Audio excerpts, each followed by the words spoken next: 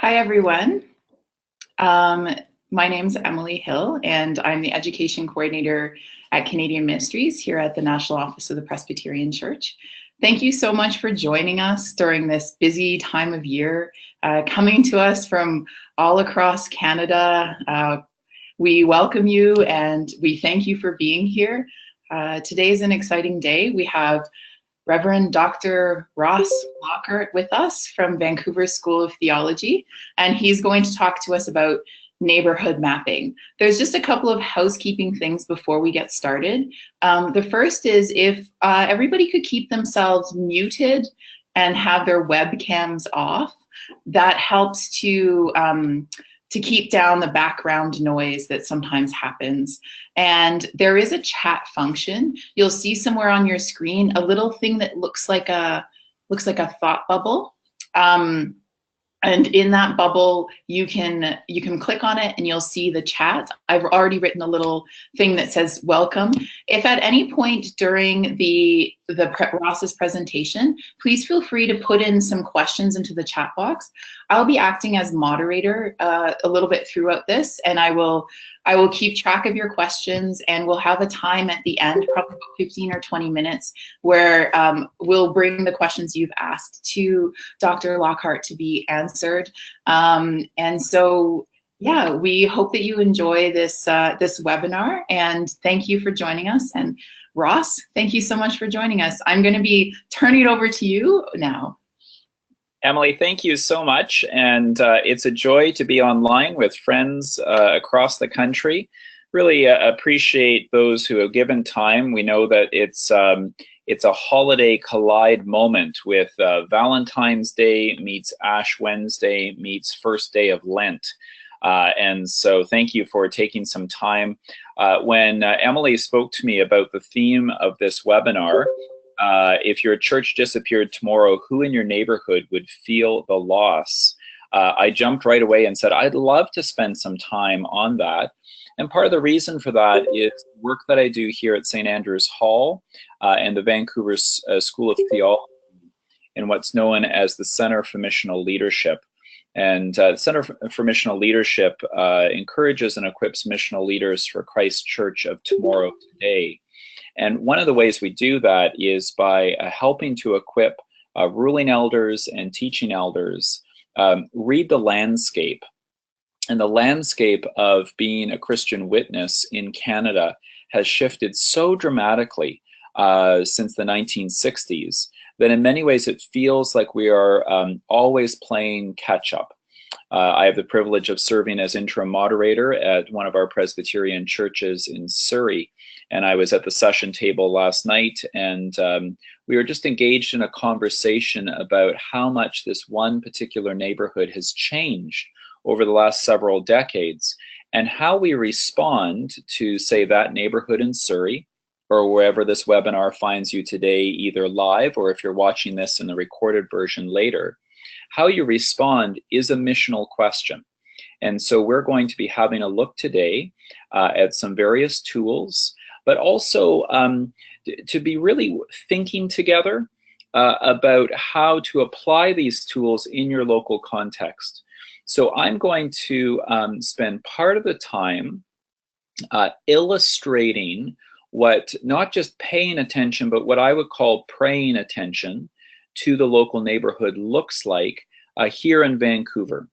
And if you're sitting on the prairies, perhaps the Holy Land of Manitoba, my home, if you're in Ontario or Quebec or the Maritimes or Newfoundland up north, it's going to look and feel different for you. But I'm hoping that by running through the lens of Vancouver, at least in the beginning part of this webinar, you'll be able to pause when I pause. And I'm shaping this initial conversation with some questions. And the questions, in many ways, are universal. And they're questions that you can apply as a grid for neighborhood mapping wherever this webinar finds you. So thanks again to Canadian Ministries for the excellent job that they do on these webinar Wednesdays, more exciting than Throwback Thursdays. And thanks for being with us. You know, when I was prepared for ministry, I was not encouraged to take seriously the context of the local neighborhood. I was prepared well, but I was prepared with the skill set to be applied really no matter where I was called in Canada or beyond. It was as a pastor, however, that I discovered how important it was to pay attention to the neighborhood. I remember in a local congregation where we had the last two elderly members of a non-denominational church join us in Sunday worship. They had just sold their small building in our community, and it was being turned into condos. It seemed like overnight a congregation of Jesus Christ closed, and the neighborhood could care less. They didn't even notice that it was gone. I remember sharing this with my session and challenging one another that this sad outcome would simply never be our congregational story. You've heard it said before, the question, if your congregation closed, would the sidewalks sag from a lack of love in your neighborhood? How might our witness for the gospel of Jesus Christ be so impactful that people would notice if we were no longer there? Neighborhood mapping is one aspect of missional theology that takes seriously that God is at work in the world around us. It has to do with developing a posture of missional awareness, of dusting for divine fingerprints of Father, Son, and Spirit, and an awareness of the image of God in our neighbor. Neighbor being defined as that person that you cannot avoid, the person you see on a regular basis, maybe at home or in the community or workplace, in the midst of our everyday, ordinary lives.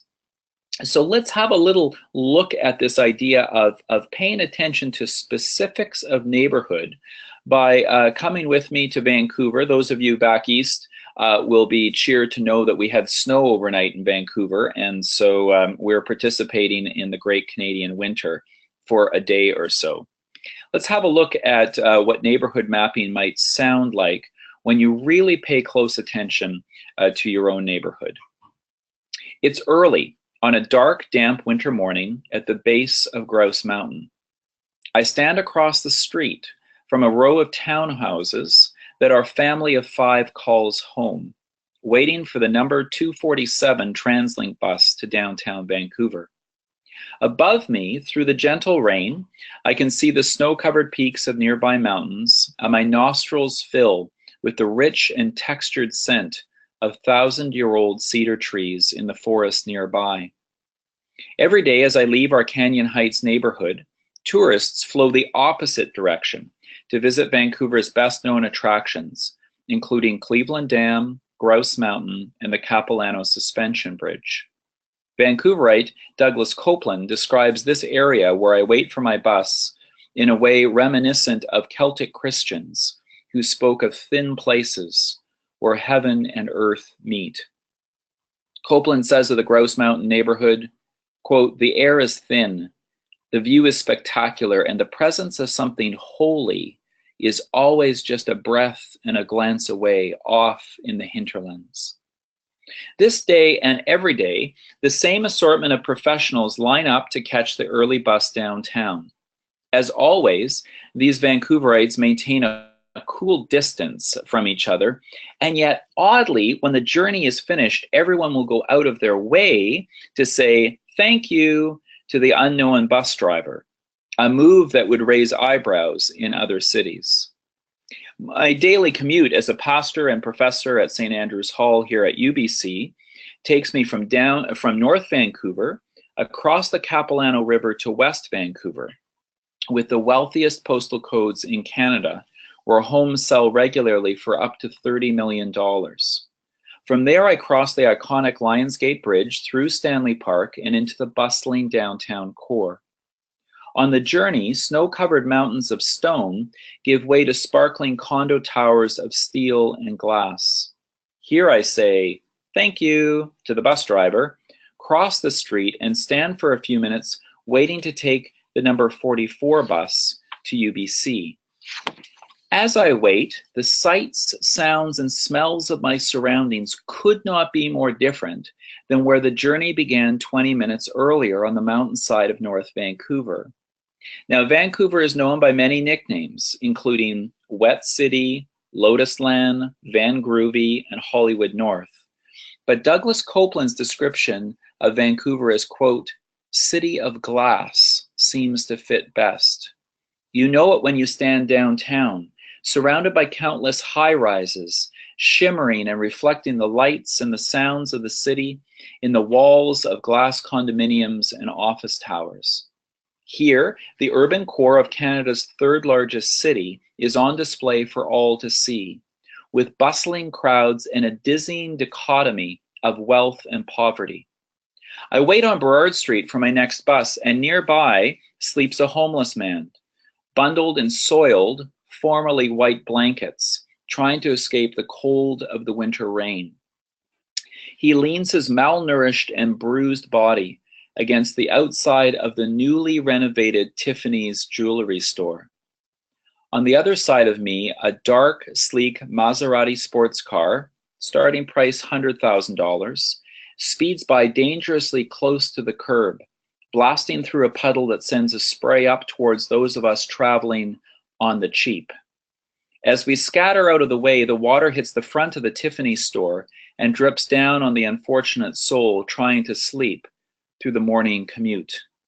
Not far behind the Maserati, we witness a Bentley, starting price $180,000. It slows down to a more reasonable speed, stopping in front of our passenger queue, all of us now on alert for splashing water. The Bentley blocks the bus stop as a man in a high-quality suit steps out. With a leather briefcase in hand, the businessman nods to the driver before pushing his way through the crowd waiting for the bus. A horn sounds. The number 44 TransLink vehicle has appeared and is impatiently waiting behind the Bentley, the bus driver's face contorted in anger as he gestures to the luxury car to get out of his space. Once on the bus, we move through the downtown of Vancouver, passing more tall glass condo towers seated with a smattering of low-rise heritage buildings. Crossing over the Art Deco Burrard Street Bridge, tall electronic billboards advertise the latest in consumer needs. The signs owned by the Squamish First Nation on land reclaimed in the heart of the city they once called home. The bus moves through the leafy green neighborhoods of Kitsilano, home to Lululemon and West Point Grey, where students own multi-million-dollar homes instead of living in residence. We cross through the university endowment lands, that unmistakable green belt that separates the city from the University of British Columbia. Here we leave the city of Vancouver and we enter a separate quasi-municipality where the highest authority for landowners and residents is actually the UBC Senate. The campus swirls with life as students, staff, and faculty move helter-skelter off to class or research. A cacophony of Babel-like voices rise above the crowd, high up into the slowly clearing blue sky, the sky mirrored off the ocean waves. So I offer you that introduction just as an example of what it means to pay attention to the surroundings. What you heard there, of course, was a fairly ordinary commuter story. Many of us on webinar will have a commute, whether it's a long drive from the country into the city or on public transit. And what I would like you to think about is, what do you hear in the missional observation of neighborhoods as I transition from North Van to downtown to UBC? And what's different about those contexts?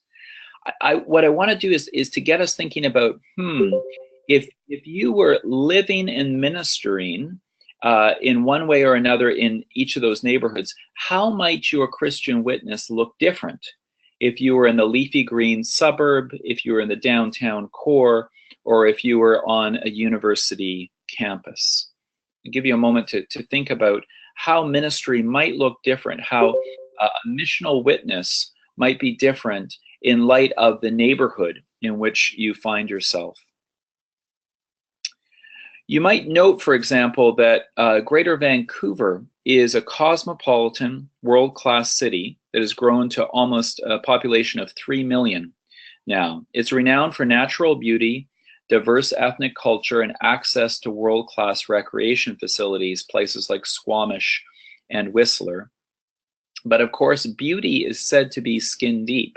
So we need to probe this West Coast urban center, if we're using Vancouver just for a few minutes as our ecclesiastical petri dish to do a little poking and prodding, and see what lies beneath the surface.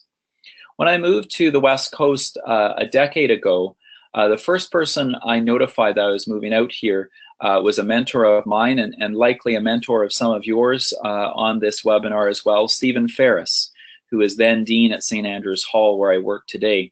I told him that my family was moving to the West Coast to pastor a local congregation. And Stephen was delighted. He said, "Congratulations." I still remember him saying, "Welcome to paradise. I know you grew up on the prairies. You're moving from Ontario after you've ministered in the Maritimes." He said this, "Don't think of moving to Vancouver like anywhere else you've been in Canada. Think of moving to BC like emigrating to a new country." In many ways, it was the best advice I ever received moving to the West Coast. As a Canadian, the moment you land here in Vancouver, you recognize that the geography, climate, and culture are different here than the rest of the country. I wonder how you would describe where you are and how it's different for you. The soaring tree-lined snow-capped mountains sweep down majestically to the sparkling ocean in postcard perfection. Vegetation even is different here, thriving year-round in hues of deep green with vibrant tropical flowers. Palm trees sway in the wind, pointing west towards Hawaii or south to California. The influence of Asian culture is especially with 43% of the local population claiming Asian heritage, making Vancouver what a reporter named Douglas Todd in the Vancouver Sun has called, quote, "the most Asian city outside of Asia." Health and fitness are prized by the locals. If you're trying to do neighborhood analysis, that's important. You have to get a sense of what do people value. Health and fitness are prized by the locals with year-round activity, from yoga in the park to skiing on the North Shore Mountains to cycling the city's designated bike lanes. Hey, even octogenarians are wearing Lululemon and sipping lattes while strolling the seawall here. And while I think that it's often said the hardest thing about preaching heaven in Vancouver is people think they're already there, a shadow side to this West Coast paradise lurks just beneath the surface. Parker Palmer once wrote, "I do not believe that epistemology, that means that ways of knowing things, is a bloodless abstraction. The way we know has powerful implications for the way we live. I argue that every epistemology tends to become an ethic, and that every way of knowing tends to become a way of living." This leads me to wonder what ways of knowing in the mainline church are holding us back from missional engagement with the world. In other words, what are we not seeing because we're so used to looking at something in our local neighborhood the same way for so long? Leslie Newbigin, the great British missionary who returned home in the late 20th century from India to a secularized Britain, described it this way: "Initially, I am not aware of this as a myth, the worldviews that shape Western culture. As long as I retain the innocence of a thoroughly Western person, unshaken by serious involvement in another culture, I am not aware of this myth. It's simply how things are. No myth is ever seen as a myth by those who inhabit it. It's simply the way things are." So I wonder what kind of myths are at work. How have you stopped seeing your community for the way it actually is? We know as Reformed Christians that we live in a fallen world. We have this doctrine of total human depravity that I think makes us realists when it comes to the world.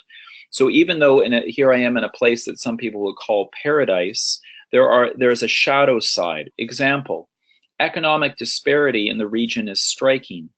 Housing here is a major social issue impacting quality of life for residents, with Vancouver ranked the third most expensive city in the world, behind Sydney, Australia, and Hong Kong. The average price of a detached home in Vancouver ranges somewhere between 1.6 to 1.8 million. At $11.35 an hour, Vancouverites have to live in the third most expensive city in the world with one of the lowest minimum wages in the country. So the question I have for you, as I'm using Vancouver simply as an example here, I hope you're not tuning out or thinking, wait a minute, I have nothing to do with Vancouver. I'm just using it as an example for you to bounce your own community, your own neighborhood off. So I ask you this: what are the major issues facing your local community? What are the major issues facing your local community? I'll give you a moment to think about that. There was an interesting study done by the Vancouver Foundation, and it was an isolation report called Connections and Engagement. The foundation in 2012 funded research that included interviews with nearly 4,000 local citizens of over 80 different ethnic groups, as well as 275 nonprofit organizations and what they called 100 notable community leaders. The findings are brief and fascinating. Number one, Metro Vancouver can be a hard place to make friends. 1/3 of people surveyed say it's difficult to make new friends here in the city. Number two, neighborhood connections in Vancouver are cordial but weak. Remember the example of not saying a word to the person standing next to you at the bus stop, but shouting hello to or thank you to the bus driver as you get off? Neighborhood connections are cordial but weak. 1/3 of people surveyed said they did not know if their neighbors trusted each other. This would never, for example, take shape in ways in which it has in other places that I've lived in Canada, where neighbors would gladly take in the mail for you if you were away or something like that. Number three, the survey found that many people in Metro Vancouver are retreating from community life. They're withdrawing from community life. Number four, there are limits to how people see diversity as an opportunity to forge meaningful connections. This was an interesting finding. Over 1/3 of people here have no close friends outside their ethnic ethnic group. And number five, the affordability issue in Metro Vancouver is affecting people's attitudes and beliefs. The report was eye-opening for many here in Vancouver who consider the Pacific Northwest community as a friendly city made up of distinct neighborhoods with character and culture. The glue that seems to hold community together is missing in this city. So for you, friends, the question is, what research is available to you to better learn about who is your neighbor? See, this was something that was like a gift to churches. So many churches have used this 2012 report. I can think of a church plant that meets at the downtown campus of UBC that specifically has used this report to engage with young professionals who are living alone in high-rise condo towers. So what kind of research is being done in your local village, town, city, so forth, to help you figure out who your neighbor is, and how might your session, for example, use that research when it comes to connecting in the neighborhood? Now, traditionally, Christianity was one bottle of glue that helped form community cohesiveness in Canadian villages, towns, and cities, as franchises of Western Christendom set up shop in British, French, and Spanish colonies of North America. After all, Christianity returns again and again to the question, who is my neighbor? But here in the Pacific Northwest, the region that's known as Cascadia, some argue that Christendom was never fully established. In her excellent work, The Secular Northwest, historian Tina Block reminds us that census data today on both sides of the border, so Washington State and British Columbia, indicate that the category no religion is now the #1 religion in the region. So the largest faith group in this region is people with no faith. Block's historical survey of faith in Cascadia found that, quote, Northwest secularity is most evident in the region's strikingly low levels of involvement in and attachment to formal or organized religion. A West Vancouverite and very faithful member of Christ the Redeemer Roman Catholic parish, Angus Reid, in his latest polling on religion in Canada, confirms that BC is home to the highest proportion of non-believers at just over 1/4, 27%. So this is another question for you in your neighborhood mapping with your session. What work have you done with your session to explore the current state of belief or unbelief in your local community? Do you have a sense roughly in what's often referred to as your parish, the broad geographic area that your church is located in? Who lives there? What are their beliefs? Are they Christian, another world religion? Are they falling into this growing dominant category of no religion? It's important to know who your neighbor is before we start implementing programs and responses through this act of neighborhood mapping. There's a fantastic book that's just come out, and I've included a summary of it called Leaving Christianity. Knox College colleague Stuart McDonald and Emmanuel College colleague Brian Clark have brought out this book. Show it to you there. And Emily has very kindly attached a summary of that book that I've put together, just a 2-pager with some important quotes. They do a wonderful job of drawing upon census data on religion. Some of you may know every 10 years, StatsCan asks the religion question. And so they've done a brilliant job of going back 61, 71, 81, 91, 2001, and 2011 to get a sense of the trends and the decline of mainline Christianity. And so there's some questions for reflection. I would encourage you to print this off and to use it at the session table. Many of us at session have a teaching time that begins our evening meetings together. Handing this out with the 3 questions that I've created there at the bottom may be helpful for you as well.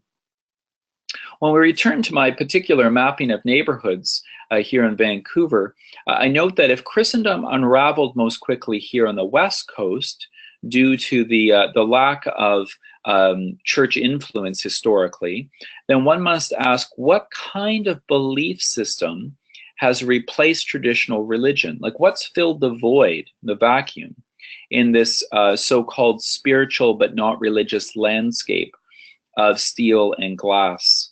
In his book Cascadia, Douglas Todd suggests that environmentalism or care for creation is essentially what he calls the civil religion of the Pacific Northwest. Now think about it for a moment. If we're trying to think about how to be a faithful witness for Jesus Christ, and you find yourself, say, here on the West Coast, if you're not paying attention to the dominant value of care of the environment, that will backfire on you. While people may not feel a bond to each other as closely here in Vancouver as they might to neighbors back east, as we say, there is a close bond with nature, with creation, as we'll call it as Christians, and human beings responsible care for it. When the new Student Union building opened a couple of years ago here at UBC, my friend and colleague Jason Biasi and I wandered over for lunch. At the end of our, sushi and carrot juice meal, it is the West Coast, we gathered our garbage and stood trays in hand before a dazzling array of choices. Separate recycling options were offered for chopsticks and plastics and cans and compost and a million other things before one would finally surrender and put anything in what was labeled garbage. Whoa, I said to Jason, you don't want to get this wrong or you'll be a social pariah around here. Man, Jason responded, we never had this kind of problem in North Carolina. Environmentalism has become the new civic religion here on the West Coast. So when we have a look, there's the Leaving Christianity book. What are the dominant values that people have in common and hold in common where you live? I wonder if you could jot those down as you're listening to this webinar. And of course, there are positive aspects in Vancouver's, say, environmentalism and as a shared value, such as that it's a shared value with the region's Indigenous peoples. Vancouver area is home to members of the Coast Salish linguistic group, and Indigenous culture and close ties to creation are celebrated here from the moment that you land at YVR Airport and see the beautiful totems and welcome figures carved from West Coast cedar. So as a result, Christianity looks and feels different here in Vancouver than other parts of North America. Christians operate mindful that they are now in a minority in the greater population, and yet in some ways mercifully free from the Christendom expectations of what Christian community must look and act like. Often the visible growth of the church here in Vancouver is in alignment with larger social change factors such as immigration. A great example of that is Tapestry Church in Richmond. It's a replanting initiative of the local classis of the Christian Reformed Church, and they brought in Albert Chu as their church planter. The first CRC Richmond church was in rapid decline, down to a handful of members, primarily a Dutch immigrant stock. This is at a time when the city of Richmond itself has now become 70% Asian. And so they brought in Albert Chu to church plant into a dying church. That church has not only been revived, the original congregation closed, and they now have a thriving CRC church that is ministering to the local neighborhood and reflecting the local neighborhood. And they've also gone on to plant 2 more churches in that time. So here's a question for you to work with in your own local community as well. How has the community changed around your church in the last 50 years? Who now lives in your community who was not present before, and who is now missing? As a guest preacher weekly in local churches, primarily in Western Canada, but in other places as well, now as a professor of the college, what I love to do is I love to arrive at the church that I'm preaching at, let's say an hour, maybe an hour and 15 early from the start of the service, and to go to a local coffee shop. I'll go over my sermon notes, but I also love to shamelessly eavesdrop on conversations to get a sense of what people are talking about in that neighborhood. And I also look to see who's there in whatever way that applies, age, ethnicity, gender, so forth. And then when I walk across the street to the church I'm going to preach in, I listen for whether the conversations, what was important to people in the coffee shop, is reflected at all in the time of community worship, and whether the demographics that I observed in the local community are present in that church as well. And if there's a major disconnect, that's often a time of concern.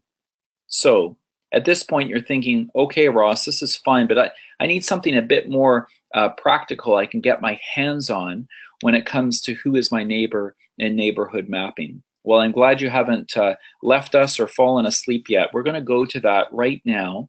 There's a wonderful book that I encourage you to pick up called The Art of Neighboring by Jay Pathak and Dave Runyon.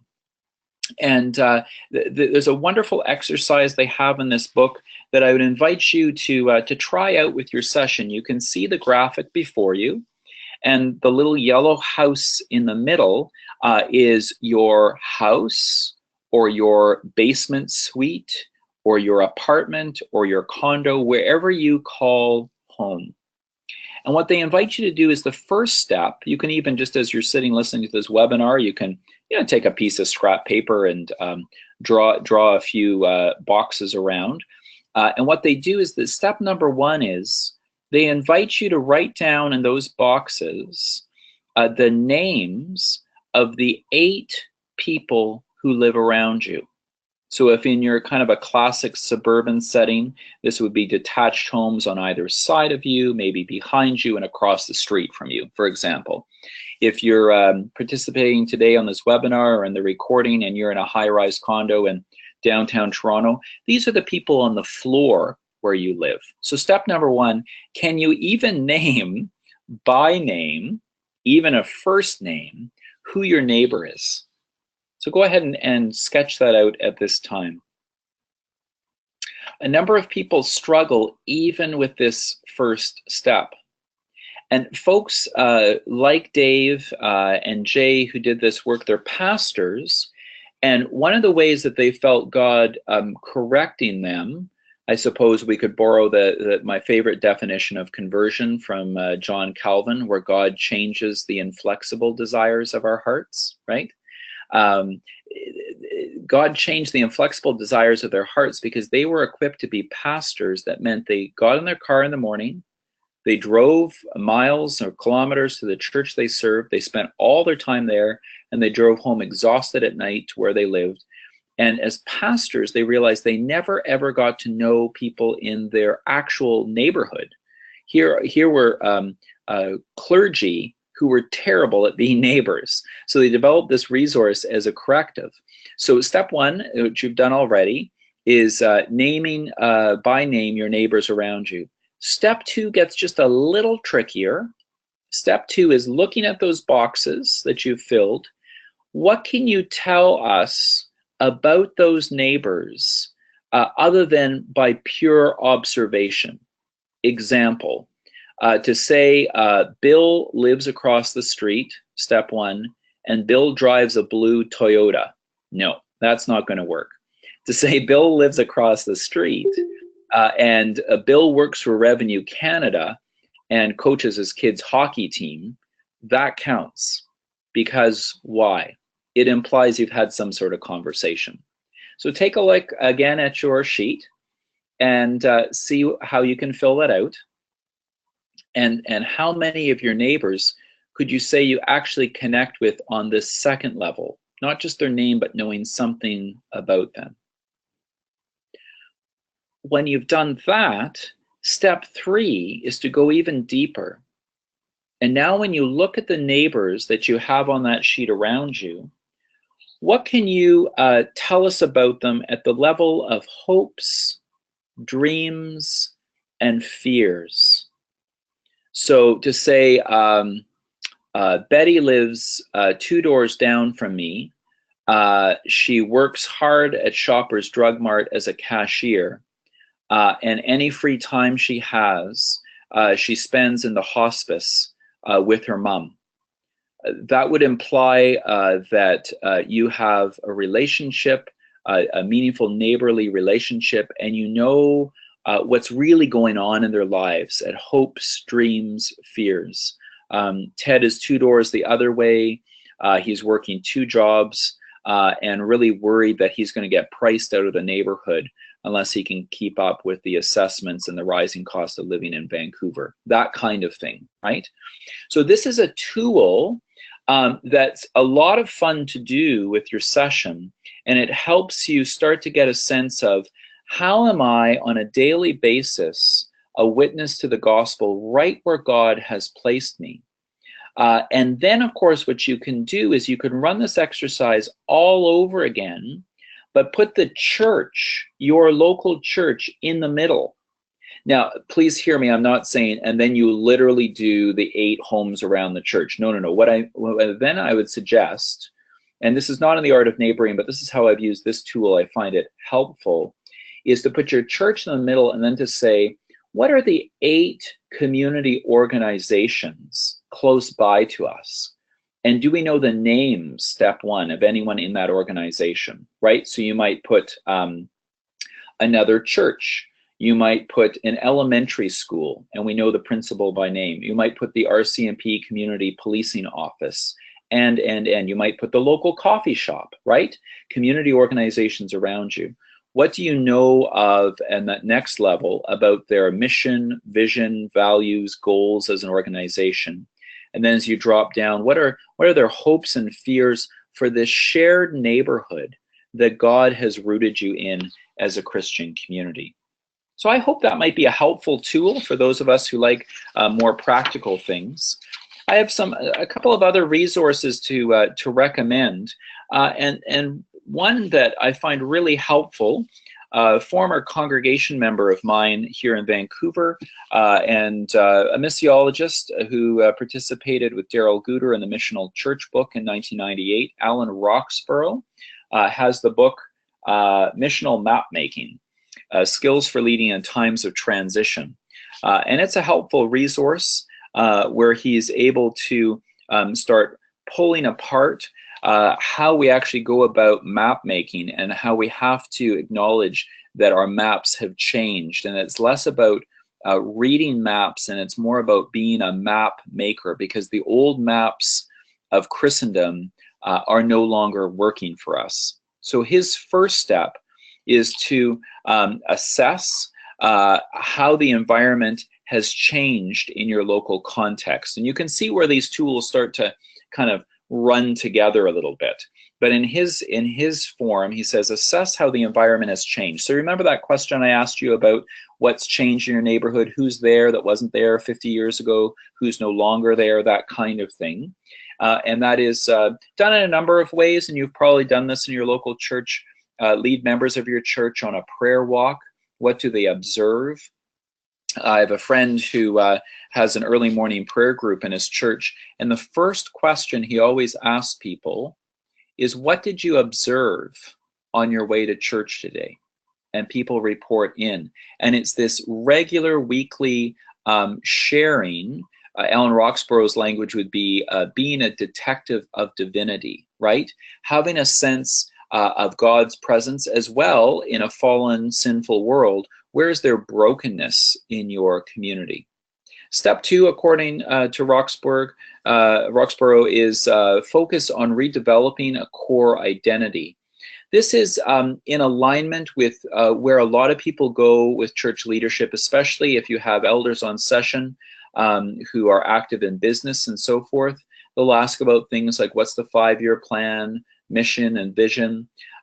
Roxborough critiques that only to the point of saying it's good to discern where God may be calling us, but we have to remain nimble and be able to pivot, because the challenge with, say, the 5-year plan is it relies almost entirely on human agency. And missional theology takes seriously the Missio Dei, the mission of God, that Father, Son, and Spirit are actively at work in the world, inviting us to partner in reconciliation and redemption and the healing of the nations. So we have to be careful that we don't get too far ahead and go off in the wrong direction. So core identity. Why has God placed your church in this neighborhood at this time?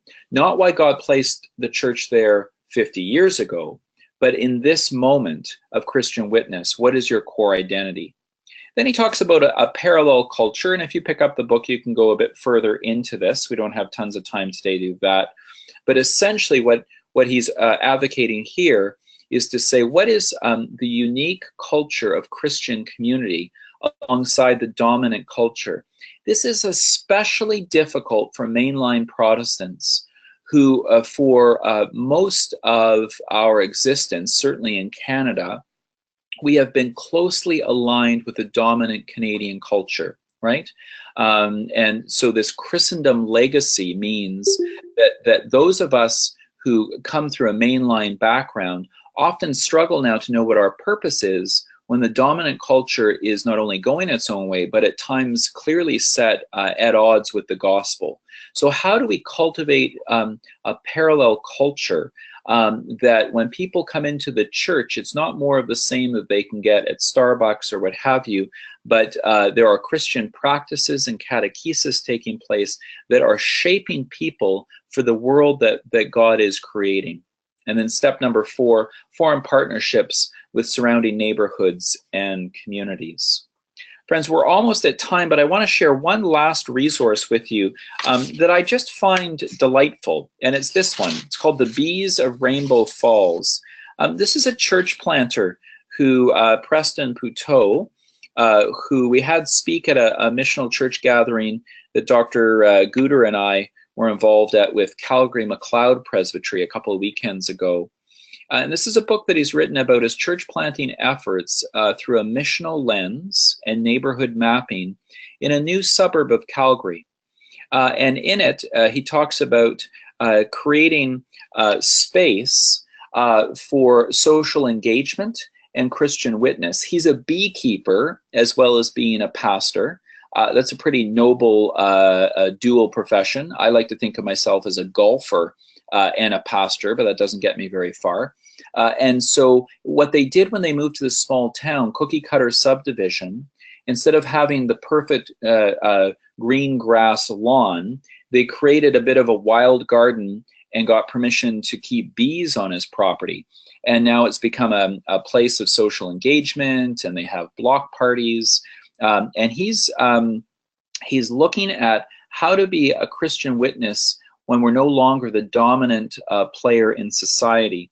And he has this interesting take on architecture, where he looks at what he calls the role a keystone plays in keeping up an archway, before exploring how in ecosystems biologists have identified keystones of a different kind. Keystone species, he says, are animals that may not be the most elaborate or celebrated or prominent, but they hold a vital role in their environment. And he uses this, of course, to talk about churches. Keystone species, he says, provide essential support in small ways that make a big difference. Bees are the example that he works with in the book. And then he asks, as a Christian and as a neighbor, do we move about our neighborhood slowly, attentively, patiently, and with a focus to bring life? Do we make things beautiful, he asks? Do we ensure that others benefit from the life we lead? Do we start our day intent on leaving it better than we found it? Do we work with others to find creative ways of helping our city thrive? Are we keystone people, he asks? Keystone people are those who see themselves as participants in God's big story for the places where they live. They play a pivotal role. It is a useful metaphor for thinking about the way we play our role in the neighborhoods that God has placed us. So he invites us to think about being keystone people. And he does this in a variety of ways. For example, he talks about keystone people versus passing through people. So living space, for example, for a keystone person is public space. Think about the example of turning his yard into this gathering place. Rather than people passing through would see living space as private, put up a fence, and so forth. On resources, it talks about keystone people building a longer table to welcome others. When it talks about being steeped, he talks about being, as a keystone person, steeped in who God says I am, rather than a people passing through. That's, I am steeped in who I think I am. And God at work, this is so important, making sure that we see the whole neighborhood as God's arena of hope and redemption, rather than the church alone as the place where God is at work, who's in charge, a sense of God's sovereignty at work in our lives. And a neighborhood, he encourages us to think of the neighborhood as a place that is teaching us how to follow Jesus. Friends, what I'm going to close with is a reflection on Vancouver. Clearly, God, where I live, through my neighborhood mapping, I can say is on the move in Vancouver. Old, faltering expressions of Christianity are fading. The triune God is raising up new witnessing communities in the midst of post-Christendom and the city of glass. Missional leadership today, in this context, takes seriously the need to help people take steps towards faith in Jesus through adult catechesis and conversion. In a post-Christendom world, no one is born Christian, and so disciples are made with intention and long-term commitment on behalf of the mission community. Missiologist Michael Frost says, missional leaders don't see changing the church as central to their cause. They want to change the whole world. Participating in the Missio Dei, the mission of God that Frost calls the unstoppable program of God's unfurling kingdom on earth. Christian leaders cannot even conceive, he writes, of how to control it, package it, or franchise it. Freed from a Christendom past, Christian witness today in Vancouver is not trying to recover a time when the church had a privileged place in society. Instead, there is encouraging evidence of what a Christian minority looks like as salt and light in the community, pointing to the power and presence of the risen Christ at work in the world in the midst of our everyday, ordinary lives. At the end of one of those ordinary work days, I waited for my bus home. mindful that the journey back through the leafy green suburbs, the downtown core, and up into the mountains of North Vancouver was really more of a pilgrimage than a commute to be endured. Around me swirled a sea of humanity and multi-ethnic hues combined with an equally dazzling variety of beauty in God's creation. As a redeemed sinner and follower of the risen Christ, I looked around at this city of glass now through a doxological lens. I stepped off the bus in North Vancouver, thanked the bus driver, mindful of God's faithful presence all around me. I looked up at snow-capped mountains and gave God thanks for his ongoing redemptive mission in this fallen world. And in the distance, the city of glass shimmered in the setting sun, and the scene before me felt charged with the presence of the Holy Spirit. The whole creation seemed to whisper the Creator's invitation to fallible, fragile creatures like you and me, sent forth as your witnesses in the world to tell others that through wood and nails, you disempower our depravity and transform us by grace. We're going to pause there, Emily, and invite some feedback on what's been presented. Yeah, thank you, Ross. That was amazing. So much to think about, and you've made me want to visit Vancouver in your descriptions of the heaven-like things that happen there. So thank you very much for giving us so many ideas. Please enter your ideas, your questions into the chat box. We don't have any that have come in yet, so this is everybody's big opportunity.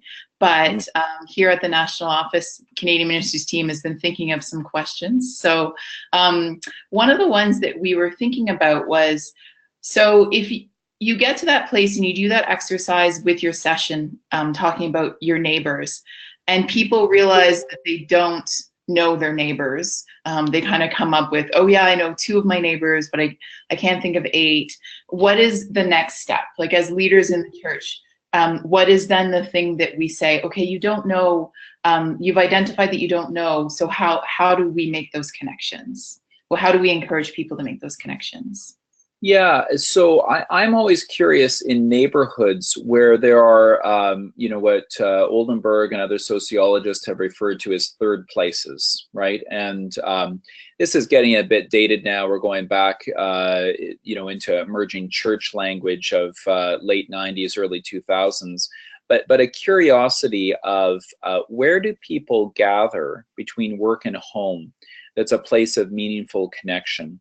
And how might the church have a presence in that place? So, you know, early on, it's about, I just strongly encourage congregations to think in terms of experiments.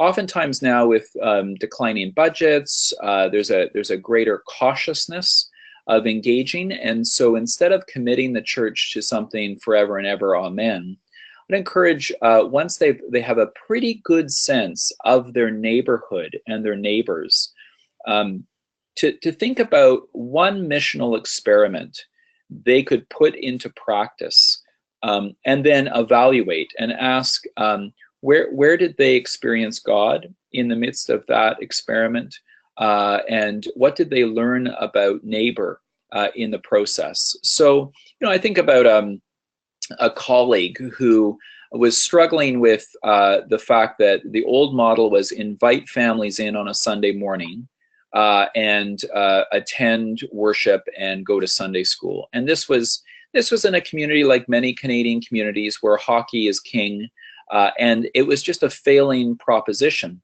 And so in his neighborhood mapping, he identified the third place for this community, not surprisingly, where? The hockey arena, right? And so one missional experiment that this church tried was they realized that on Saturdays, most families in that community were at the local hockey arena. And that in the local hockey arena, there was, as there often is, a community room, a community space, sometimes used by, you know, community groups for bridge or whatever. And so they got just a small budget and they rented that space out. And they decided to try for 6 months having a Saturday Sunday school in the hockey arena. Why? Because for every kid on the ice, there's at least one sibling sitting up in the stands, bored and driving their parents crazy. And so they would walk through with flyers and say, hey, we're from the local church. We're just going to have arts and crafts and some Bible stories in here. And as a parent of 3, I know what I'd say. Go with those nice church folk and get out of my hair kind of thing, right? And so that was a missional engagement. And wow, they sure learned a lot. Not only were they offering Christian witness to their neighbor, but they learned a lot about what was going on in the community from families who would have never walked into the church. So my encouragement would be, once you know the neighborhood, what's one missional experiment, whether it flies or whether it flops, you could try that would help you learn more about what God is up to in the neighborhood and the lives of people that we call our neighbors. I love the idea of the missional experiment, because I think sometimes people feel like it's either all in and we have to just, if this goes wrong, it's the end of the world. But I love the idea of the experiment of going and trying something and seeing what you learn about your neighbors and what you learn about your neighborhood. Another question that's come up is about the traveling distances to church. So even for myself, in the last place I lived right in the neighborhood of my church. Like I could walk there in 10 minutes. A lot of people lived there. I felt very connected to what was going on. It felt exciting. And now I've moved to Toronto, the big city. I'm still kind of seeking out a congregation, but a few of them I've been trying out have been quite far from where I live. And I wonder what that means for this idea of churches being connected to neighborhood. Like, what do you do if you're a church whose congregation members actually live far from the church and may not? How do you get buy-in for what it means to, I know neighbors aren't just the actual people you live beside, but it changes the dynamic a little bit. Yeah, so that is a challenge, and that is also, I want to be careful because I think I drive by 4 churches to get to our local Presbyterian church in North Van. So I'm guilty. In fact, there's a Pentecostal church literally across the street from our townhouse complex. So I'm particularly guilty. I could roll out of bed in my jammies and go to church if I was a Pentecostal. And so I want to be careful, but it is a legacy of Christendom where people will look for a church that meets their needs. Now, for a lot of people who commute, it's because the Presbyterian church is the only one in town and it's in a different neighborhood. For others, there is a historic family connection to a congregation. But I guess I'd want to ask, why are you going past so many churches to get to that one? And if that still is the place that God has called you, when you return home then, think of the pastors who wrote the book Art of Neighboring. What are you doing when you return home to be a Christian witness in your local community? I tell you, Emily, one of the things that fundamentally changed my understanding of Christian worship as I got deeper and deeper into the missional conversation is I love preaching. For me, it's the highlight of Christian worship. I love the teaching time. But missional theology corrected me in that now equally important, if not at times more, is the benediction. Because as I stand on chancel steps and look out at the congregation, I literally have no idea where God is sending this group of people, this diverse group of people. And I stand there and I think before pronouncing benediction, I hope we've equipped people in this hour and 15 minutes of time together to know what to say, what not to say, what to do or what not to do in order to enhance God's reputation in the workplace, at the soccer pitch, in the hockey arena, in the coffee shop, at home. So there is the sense in which we are gathered to be equipped so that when we're scattered, we're witnesses. Because I've had people say as well, Emily, they've said, well, look, I get up early and I commute down to work and I spend all my time at work. I don't even know my neighbors. Well, then maybe you can start thinking about your coworkers as your neighbors, right? And how neighbor, going back to that definition of neighbor, as people that you cannot escape, people you bump into on a regular basis.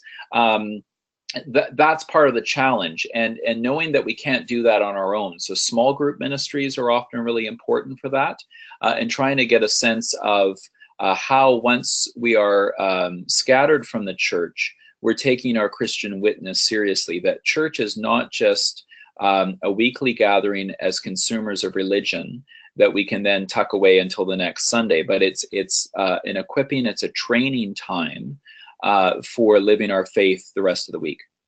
Mm-hmm. Yeah. Well, thank you. That was a very good answer, and making me think about, yeah, the connections between the worship that we do together and how we go out. And yeah, we have a comment that's come in that says, I think often we've missed the very specific call to seek the health and prosperity of the very neighborhood that we live in and are planted in. Yeah. What will church look like if we each take that call more seriously? And I think that kind of builds off of what you've just said, that we should be taking that call very seriously, about seeking the health and prosperity of the neighborhood we live in. Mm-hmm. Yeah. Think about one experiment that we tried at our local church in North Van. Our pastor and a number of elders are very against Halloween. And online on the webinar, there will be a wide variety of opinions. Some will say, it's kind of harmless, kids in costumes, and others will say, no, it's the work of the devil. And so you have that spectrum. And so as a session, what we did was we said, okay, well, so what's God calling us to do? Are we just to turn out the lights and keep the church dark on October 31st, or are we to have a witness? And so what we do is we set up a tent, we play some great Christian music, we serve free hot chocolate, and engage our neighbors as they're going by. It is the only night of the year that literally the whole neighborhood is out, right? And we've had just a tremendous experience with that. And people asking really good questions. And, you know, the Mounties on patrol stop by and get their free hot chocolate. And it's a fascinating kind of neighborhood connection. So what are those other places that people gather, right, where you can have a presence? Are there community fairs? Where is God leading you in your specific neighborhood in order to be able to bless and serve others? Well, thank you for that answer and for all that you've given us. We've just come to the 2:01 point here in Toronto. I know it's a bit earlier in Vancouver, but we won't keep you all the way till 2 p.m. Vancouver time. I just wanted to thank everyone who's taken the time to come to this webinar today, and to give a very specific thanks to you, Ross. It's been a pleasure, and the church has benefited so much from your work and your generosity and sharing your knowledge and experience with us. So thank you for joining us today. Thank you, everyone else. And if you have any questions, I think did you have a slide that had your email address on it? Feel free to contact Ross at his email address, or you can always contact Canadian Ministries. We are so happy to hear from congregations about what you might be doing to connect with your neighbors. The more stories we have, the more experiences, the more knowledge, the more we can spread ideas and lift up the wonderful work that is happening out there in the Presbyterian Church in Canada. So God bless all of you in your Lenten journeys, and I wish you a very blessed Lent. Thank you so much, Ross. Thanks, everyone. Bye. Bye-bye.